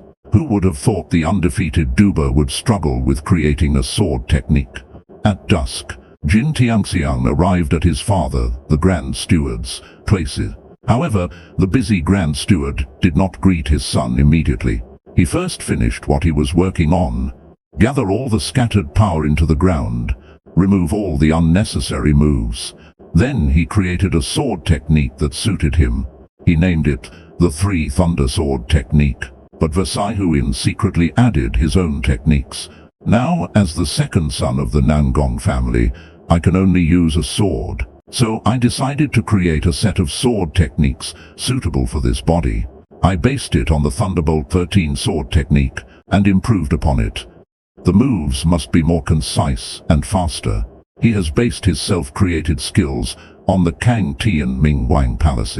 Constant practice of swordsmanship has shown remarkable results. The internal energy has doubled. After all, in my previous life, I dominated the world with my blade. Even if he cannot return to his peak, he must achieve at least 30% of his power. As the former number one in the world, his ability to create his own martial arts is unmatched. In the past month, there's no way my body could hold up this sword for long. He looked back at the two from earlier and thought, neither of them are opponents I can defeat now. He must not become complacent just because he has defeated a few small-time thugs and someone like ENGSUB. He must seize the time to regain his strength now. This will reduce the strain on the wrist when using the sword. After finishing his preparations, he drew his longsword. Gazing at the sword in his hand, he sighed. Take care, if not for the help of the celestial silk, because if that were the case, it would mean their second son's body was starting to recover. After the meal, He Huing went to the back mountain with a longsword. He tied celestial silk around his wrist. He felt that the young master before him wasn't the same as before. Meanwhile, the family head and the eldest son also learned the truth of the matter. It was indeed their second son who injured ENGSUB. But they didn't care that he hurt someone. On the contrary, they hoped it was true. Couldn't help but touch him. The young master before him had changed so much. Annoyed by being touched, He Huing pushed him away. He then asked him to bring a sword. Today, Xiao Wenyan found it hard to believe. Jin Tianxiang was stunned, not understanding what was happening. He Huing said he was just pretending earlier, so there was no need to argue with that old man. Jin Tianxiang, hearing his clever response, and regarding He Hu over here, after leaving the sight of a few people, he suddenly pushed Jin Tianxiang aside, completely free of the earlier lethargy, like nothing was wrong. Then, the few of them hurriedly took their leave, but ENGSUB still felt frustrated and wronged. The old man patted his shoulder. He comforted him, saying, "Don't worry, in the near future, we will be the pride of the Nangong family." ENGSUB wasn't feeling well, and was preparing to leave, but the stubborn ENGSUB insisted he was fine. The old man turned around and glared at him fiercely. At this moment, ENGSUB had to make an issue out of nothing. Is there anything else to say? The two of them heard this, and awkwardly turned their heads. They fell silent. Then they hurriedly found an excuse. He probably wasn't in serious trouble. Watching the two figures as they left, the head of the Nangong family could hardly conceal his anger. He turned to Jianhu and his son and said, seeing such a scene, they rushed forward to check on He Huing's condition. Then Jin Tianxiang supported him to the clinic. But He Huing struggled to raise his hand and pointed ahead. "Look, that's a rainbow made from my blood," he said. Some thought it was a joke, seeing him in the mood for humor. In the blink of an eye, he calmed down. Let him speak the truth. Just as everyone's gaze focused on him, the next moment he suddenly spat blood. Everyone was shocked by this scene. At this moment, He Huing stopped playing dumb. He looked at him with a sinister smile. "Do you really want to know the truth?" The old man was startled by his sudden change. But he is indeed an old hand. And the old man was not going to let it go easily. He turned around and walked toward He Huing, standing in front of him, demanding an explanation. Because all of this started because of him. An old face, inches close to his. The few of them exchanged pleasantries. This matter was thus put to rest. But He Huing was not pleased. It was hard to come by a good show, yet this old man ruined it. but it was stopped by Sword Tiger's father. It is simply not the right time to start a war. Sword Tiger heard his father say this. He also held his breath. He expressed his apologies to the head of the Nangong family, Sword Dragon and Sword Tiger. The battle between the dragon and the tiger is imminent. The two great talents of the Nangong family, Sword Dragon and Sword Tiger. At this moment, their battle is about to break out. He believed in him. Hearing such disrespectful words from him, the family head was also filled with rage. Seeing Long Wenyin also standing up, he expressed that he believed everything his brother said. Wouldn't he be a martial arts prodigy? Even Father Jianhu feigned surprise when he heard this, turning his head to inquire again about the truth of the matter. At this moment, Jianhu Nangguang couldn't sit still any longer. Chu Yan stated that although his younger brother acted on a whim, it shows that Father Hu is still strong. Didn't he recently recover?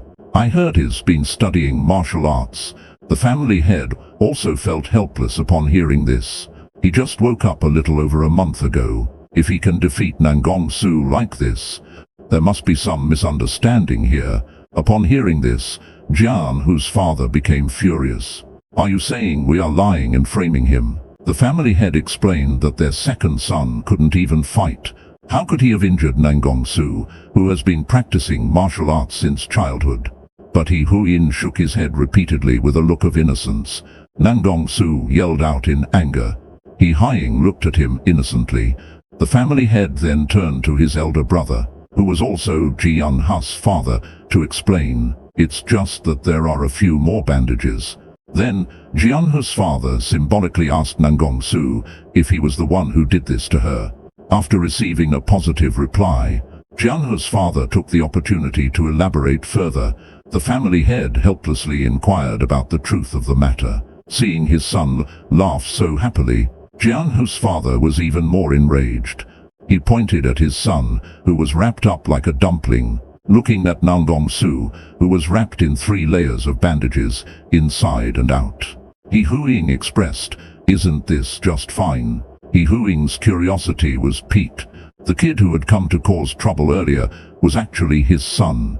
That means he's also his own cousin. But why would he do such a thing? It's truly malicious. He Huiying heard this, and seriously pondered who Nangong Su was. The father of Jianhu glared at He Huiying's feigned confusion. Burning with anger, the family head quickly intervened to stop him.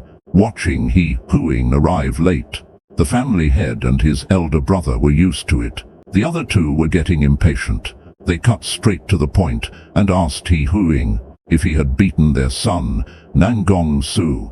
To open the 9 yin secret channels requires tremendous financial support. When He Huiying returned home, he encountered Jing Tianxia, who was anxiously looking for him. Because the family head was looking for him, He Huiying was taken aback upon hearing this. Meanwhile, the family head and the others were waiting for him. What angered him was that those shameless individuals had become the objects of everyone's praise. But none of this was the most important. As long as one has strength, everything can be changed. The most important issue is still the financial problem of the Nangong family, in terms of both military and financial power. All of this happened after the Sword King's death. It must also be those prominent sects trying to suppress anything related to he and the cherry blossoms. As He Huiying walked home, he felt increasingly angry. He was not angry about his own reputation. The Demon Lord was originally the true #1 in the world, aside from Huiying. Yet he became the little chatterbox in their words. Duba and Huiying became the true demons. They were called gods and demons by them. And the Huiying Nanguo family became the last of the families. He sighed heavily. He learned from the Han people that these famous righteous sects have distorted history. The one who resolved the blood calamity of the demonic path back then was the martial god, Tian Yijin, and not Duba or Huiying. Sitting leisurely and asking for some news, mainly about the blood catastrophe of the demonic path and what happened in the past 70 years. After discussing for a while with the Han people, He Huiying slowly walked out of the shop, but his face was filled with gloom. The man seemed unaware of the seriousness of the situation. He even retorted, but with just a glance from He Hoying, he understood. He initially thought He Hoying came for a specific stolen item, but instead, he brought a chair. A big man with a weapon lunged at He Hoying with fierce aggression. After a brutal battle, He Hoying's wrist was injured again, and the man realized his mistake. Then He Hoying asked where those stolen goods came from, and said this place isn't for just anyone. He Hoying, however, boldly asked if he looked like someone who had been in the underworld. Upon receiving the answer, He Hoying beamed with joy. After all, who would have thought that this young punk in front of him was actually a drug lord who crawled out of a pile of corpses? Suddenly, He Hoying, how did he know? However, He Hoying took the initiative. He invited the big man inside to discuss. The big man listened. He quietly pulled out the weapon from behind him. He walked straight towards a spot. He gently pushed with his hand. A hidden door appeared. The big man was startled. This is a passage filled with top-grade items. He also took a jab at the big guy's appearance. He looked like a beggar's apprentice. The big guy became very alert upon hearing this. After all, black shops are not legitimate businesses. And He Hoying didn't care about his shouting. He Hoying joked, even after all these years, these guys haven't changed a bit. At that moment, a big man inside the shop was boredly fiddling with an abacus. He Hoying pushed the door open and walked in. He bluntly stated that this was a black shop. You're over 150 years old, and you still like taking things from kids. You're such a mischievous old man. While eating Tangmin's snack, He Hoying stopped in front of a shop, looking at the familiar sign on the door. At that moment, a child on the street was buying a sugar cakes. Just as he was about to enjoy it, the sugar cake mysteriously disappeared. If nothing unexpected happens, it was once again the shameless He Hoying who snatched it away. Originally, He Hoying was the one who was supposed to eliminate the demon lord and end everything, but he was hindered by some so-called righteous sects fabricating lies. He has turned into a heinous monster. 53 minutes. To search for the black market dealer He Hoying, he arrived in the city. Made him think of some guys from his previous life. Don't the so-called righteous sects also betray and ambush? Then He Hoying bent down to wake up ENGSUB. With a look of disdain, everyone looked at him and asked why he was causing trouble. However, she was struck by He Hoying's tail swipe. She was sent flying. She crashed heavily into the wall. He Hoying walked over slowly, looking at such a brutal ambush. Why go through all this suffering? He then turned to leave. ENGSUB looked on. She was still unconvinced. She drew her weapon from behind and lunged fiercely at He Hoying, followed by a barrage of slaps. ENGSUB couldn't take it anymore. She cried out. He Hoying stopped. She said, "Wouldn't it have been fine if you'd just apologized?" Yet ENGSUB still arrogantly boasted in front of him. He Hoying tried to persuade him kindly, but in the next moment, ENGSUB threatened with power. But ENGSUB was stunned by He Hoying's lightning-fast slap. Then came another slap. Tell him not to care about these things. It would be bad if it reached the family's ears. But ENGSUB insisted on teaching He a lesson, which led to this scene. He Hoying suggested he apologize and let it go. If those miraculous pills were spent on the two brothers, they would have already become among the top 10 experts. Yet he squandered the family's wealth on indulgent pleasures, returning home with a hangover. Hearing this, Hu slammed the table in anger. Wasn't there still a black market that specialized in selling information and stolen goods? So, he immediately set off for the nearest black market. Yet he was knocked to the ground by someone on the road. This person was none other than the brother of Hu, ENGSUB. A few days ago, he complained to Hu about the injustice of the family head. Because today from Xiang Nai, he learned that the Nangong family was no longer what it used to be. Now, he had to investigate for himself. But investigating within the family would inevitably raise suspicion, on second thought. But he also found it strange He just considered it a dying struggle before the end. On the other hand, He Huing's body has become increasingly sturdy. He no longer has the problem of dislocating joints easily, but he was still a bit worried. The mysterious person is puzzled. Recently, Lan Gong he seems to be training in martial arts. He even returned home, drunk, not long ago. However, Jianhu's father felt it was unnecessary to waste time on a useless person. He should focus on the family head instead. But Nangong he's health still shows no improvement. It's like pouring water into a bottomless pit, let alone practicing martial arts. Even being an ordinary person is a waste. The main discussion was about the Nangong family's leaders' actions and the family's financial issues in recent years. In the past few years, the Nangong family leader has spent a fortune on Nangong He. It is now He Huing searching for a cure. The family's savings have long been depleted. He Huing was puzzled. The Nangong family, though not the top family in his impression, shouldn't have trouble buying some elixirs. Meanwhile, Jianhu's father was meeting a mysterious person. He was more concerned about when he would get his elixir today. After Jin Tiangxiang heard him say that, he became even more frantic. The bell elixir is as cheap as cabbage. You can buy it whenever you want. But also, for those of them who care about them. But He Huing frowned upon hearing this. His face was full of disdain. Compared to this, sure enough, it erupted the next second. Jin Tiangxiang vented all his frustrations from these days. In short, it's to help He Huing get better, not just for himself, and you'll just be looked down upon. The next day at 5 a.m., He Huing, suffering from a hangover, finally woke up, longing for Jin Tiangxiang's expression, like a little wronged woman. He Huing knew things were not simple. As long as I become the new star of the Nangong family, they won't be able to fight back. When we're looking for trouble with others, we must understand their strength beforehand. Otherwise, it will end up like this. He looked at the wood shavings in his hand, and a smile crept up on his face.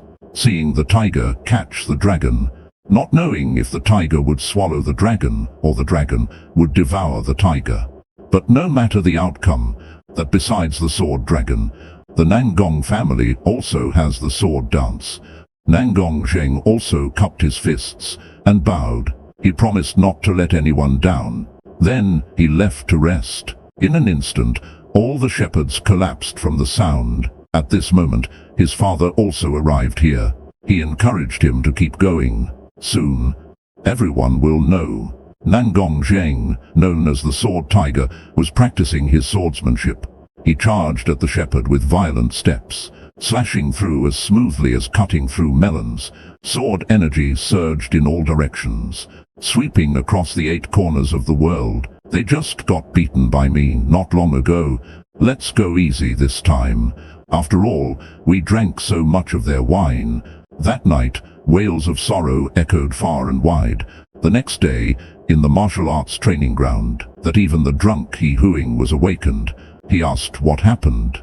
Today, I expressed my feelings to the helpless one. The second son of the Nangong family has to pay a price. And Hu Yinyu also heartily advised him. The killing intent was palpable. Several younger brothers suddenly felt like the pressure was mounting. They hurriedly explained that we are the victims. Then came the wails that echoed through the skies. The noise was so loud. Is your elder brother?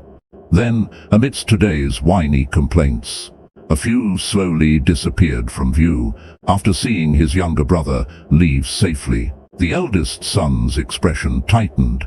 Who's this handsome guy? Today when Yan got quite a scare, he hurriedly shushed him to stop. If you're drunk, just lie down quietly. Don't talk nonsense. Looked at China as if staring at a corpse. Then with the help of his guards and Jin Tiangxiang, he prepared to take He Huing back to the Nangong family. But as she passed by the eldest young master, he had already left the capital. Whether he did it intentionally or unintentionally, it's going to be big trouble for Baldy. In the next moment, the eldest son's whip kick came whistling through the air. Poor Baldy almost met his end, just like that. And the eldest son, who committed such an unreasonable act. But it was already too late. Just as he was about to explain, the young master shouted, "Take your filthy hands off." Terrified, he broke into a cold sweat. Suddenly, He Huing grabbed the bald boss' hand. He Huing was even talking in his sleep at that moment. "You guys really messed me up like this. I won't let you go." Hearing this, the bald boss hurriedly covered his mouth. It was none other than Hui's elder brother, the man known as Nangong Long, the sword dragon. Everyone finally realized that the person they had tried to rob was the second son of the Nangong family. As luck would have it, he was ready to escape, but he was spotted by the guards of the Nangong family. As the guards lined up in 2 rows, they welcomed him in. A figure was walking towards them. The fallen bald leader struggled to get up again. "This may be a trap. Let's wait for him to test it out first." Then the bald boss quietly approached He Huin's side. After confirming he was really asleep, gathering their courage, they walked up to check. They discovered he was really asleep. They discussed whether they should take the opportunity to escape. But suddenly, a loud shout was heard. The group turned to look. He even threatened the group of younger brothers below. Everyone broke out in a cold sweat upon hearing this. Then, there was a loud bang. He Huing suddenly collapsed and could not get up. A few younger brothers saw this. He Huing seemed a bit unhappy. Seeing this, the bald boss hurriedly explained, "It's not that we are reluctant to spend money. It's mainly for your health. Drinking too much isn't good." The next moment, a drunken He Huing kicked the bald boss away. Afterward, in order to avoid committing another murder, He Huing didn't trouble them. He just drank all their savings. But he still felt it wasn't enough. Bald boss helplessly glanced at the empty bottles. Even the landlord's family is out of grain. This man seems indifferent to his brother. Yet he became furious just because the bald boss touched him. Not long ago, bald boss took his family's heirloom cleaver and swung it at He Huing. But he dodged it easily. This is a classic case of trying to steal a chicken but losing the rice. Now even the young man who has lived 2 lives praises him as truly a talent who knows how to adapt. He Huing was indifferent and was about to turn to leave, but the boss suddenly pulled out a 30-centimeter watermelon knife from behind. He suddenly raised it and slashed toward the hawk behind the river. They hadn't even touched the boy's body when all of them collapsed in the blink of an eye. The bald leader realized he had messed with someone he shouldn't have paid. So, he had been wandering the underworld for 2.5 years. At this moment, kneeling and begging for mercy is definitely the wisest choice. This body is too weak. He couldn't hold himself back. The robbers saw the boy injured.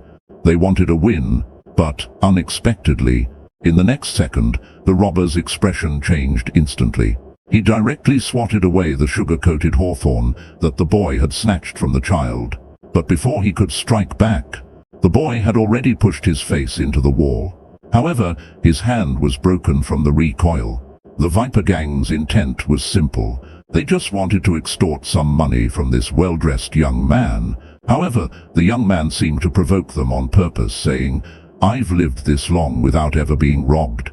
The robbers seemed to have heard some enormous joke. "Recently, there have been a lot of missing persons, kid." They said they'd give him a chance to transcend after he was done.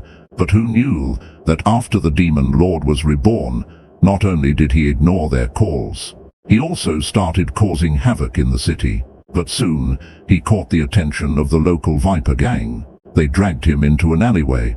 This is the most self-inflicted reincarnator. In his past life, he was the dreaded devil of the martial arts world. Now he has become the weak and incompetent young Master Fei. This is because he was forced to make a deal with the gods. The gods want him to use this broken body to atone for the sins of his last life. The unsuspecting boy saw that he was wearing the same eye mask as his father. He figured he couldn't be a bad person, so he led them into the Chuxiao alley. "Don't be afraid, young man. Let the uncles take care of you." The miracle boy finally felt at ease. The recent training has been dull and tedious. He thought about treating himself at a tavern in unfamiliar territory. He never expected to encounter a deceitful merchant. After a month, one of his 9 blocked meridians was finally cleared. His body gradually became like that of a normal person. Doing 200 push-ups in one go was no longer a problem. The veterinarian helped him overlook medical issues. Young master Uwe turned into a fountain. Once the boy regained his senses, he realized he was wrapped up like a mummy. To make matters worse, due to his earlier actions, trying to use it to break through the blocked meridians. As a result, the servant who entered the room was stunned by what he saw. A pillar of blood erupted from the top of his head. The servant tried to cover his head, but the blood spurted out from his shoulder instead. Rewarding himself, his hands would wither, all because of the 9 blocked meridians in his body. Though rendered useless, he didn't lose hope. Instead, he made up his mind to cure this terminal illness in the shortest time possible. So, he channeled the most powerful inner energy from his previous life. Skill, ascend to immortality. The gods, for the sake of their pride, sent him back to the womb, ordering him to cleanse his sins before joining the ranks of immortals. Who knew that when the old man reincarnated, he became as fragile as porcelain. Walking too long, his feet would break. What are these damn immortals scheming? Why did they lock me in this broken body? You wait and see. I will definitely take my revenge on you. The old man has killed countless people. His screams attracted the family's steward. After a round of bandaging, the butler advised the young man not to make a fuss. Young master, your body is more fragile than porcelain right now. The young man was so angry, he almost ground his molars. Thinking of this, the young man regained hope. At night, he wanted to find a secluded place to check his body. But after only a few steps, he felt himself breathing heavily. The ridiculous thing was, he didn't know when, but his legs had already broken from walking. He finally accepted this unwilling reality. However, he was the greatest martial artist in his past life. Even though he had changed bodies, his memories and experiences remained intact. If I practice martial arts again in this life, I can avoid taking detours.